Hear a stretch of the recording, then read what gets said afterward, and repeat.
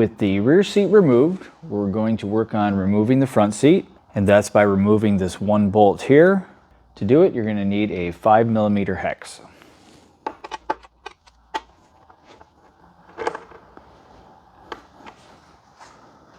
You can leave it in the slot and just pick up the whole thing at once.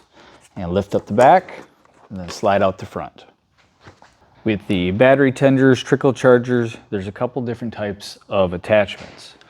So you're going to have your alligator style clamps, and these are going to be for when you're just going to use it every once in a while.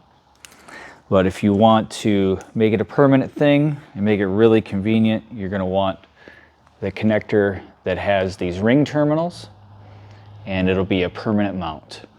Let's start by taking a look at how the alligator clamps are going to attach. With our seat removed, you can see that this red is going to be our positive terminal, and over here is going to be your negative terminal. When you're attaching the leads, whether it's the alligator style clamps or the ring terminals, it doesn't matter. You always want to hook up the red, the positive first, and then the negative. With the alligator clamps, you're not going to need any tools at all. You just want to make sure that the power lead is disconnected or your battery tender trickle charger is disconnected from the power. Take your red clamp first, pull this back, and put it right onto the bolt, and then take your black one and put it right on top of the other bolt. Then you can go ahead and connect it to the power. With a semi-permanent installation, it's just as important that it looks good as that it is accessible. Otherwise, you're not going to use it. So we found a great location right around here. And what we're going to do is we're going to route the cables behind this panel, and we're going to zip tie it somewhere around here so that just the end of this is hanging loose, and you'll be able to attach your trickle charger battery tender really easily. So we're going to start by giving ourselves access to the area we want to mount it. And we found that this panel right here, it's held on by industrial Velcro here and around here, and then just some plunge adapters. So just pull a little bit, just pull a little bit, and that'll give you access behind the panel. The best way we've found to route the cable is going to be between this piece of plastic and this piece of plastic. And it's going to go underneath and come out about right here. You're going to make sure that this is going to be flat to this.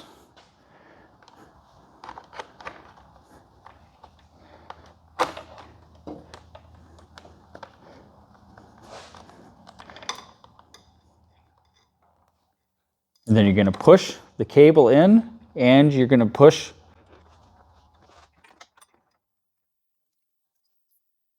you'll be able to feel it on this end, and if it's running into the back of this bracket, you can push it down.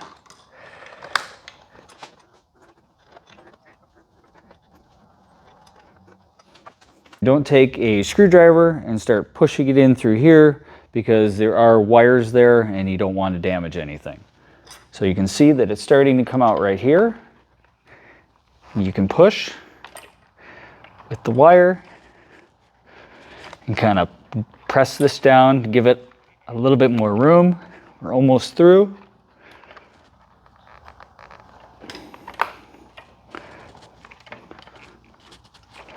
Almost. There we go.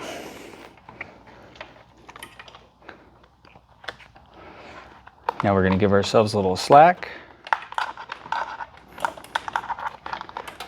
so that we can push it down. And when you get to this point right here, it gives us access to the ring that holds the cap on.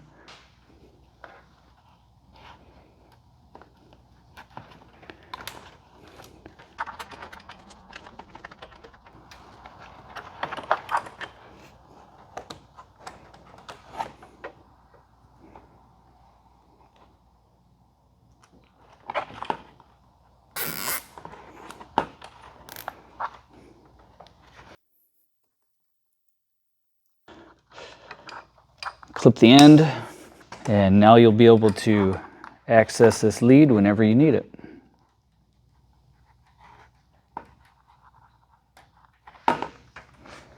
Go ahead and pull the slack. Then you can go ahead and reattach this trim piece here, and you're going to want to focus on getting the plunges into these holes, and that will align the Velcro.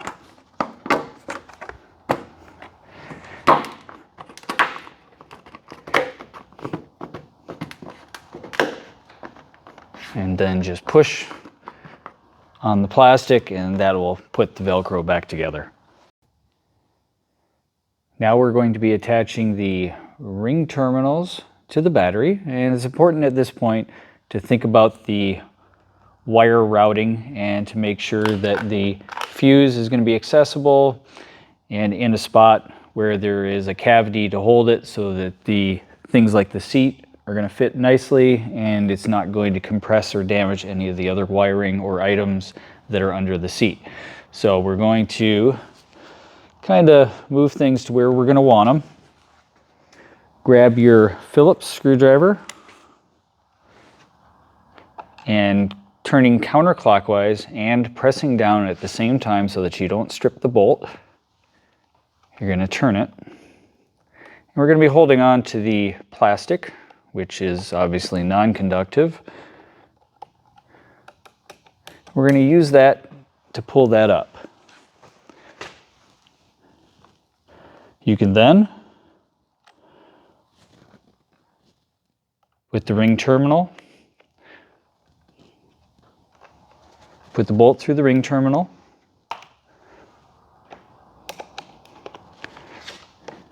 and use that to move it exactly where you want it.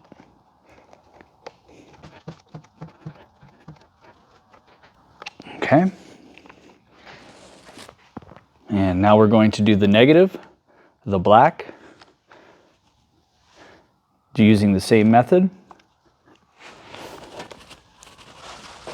And this one is incredibly tight. Let's take our 15/16, pressing down and turning. You can also use a crescent wrench.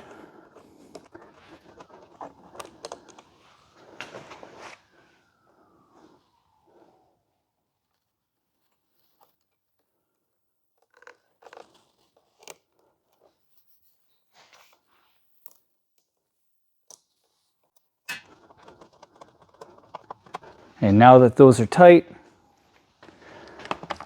and push our wiring down, push the fuse down.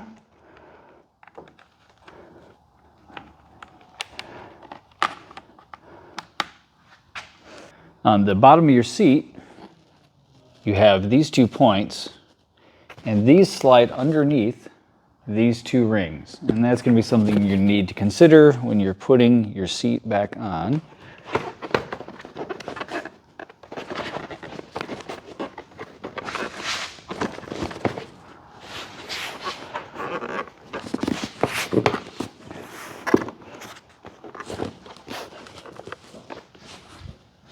Once you do that, you'll be able to put the bolt back in, and with your 5mm hex, you can tighten it up. Then take your passenger seat, which has this point here, and it fits underneath here. So that's going to slide in first, and then it snaps down into place. And your installation is complete.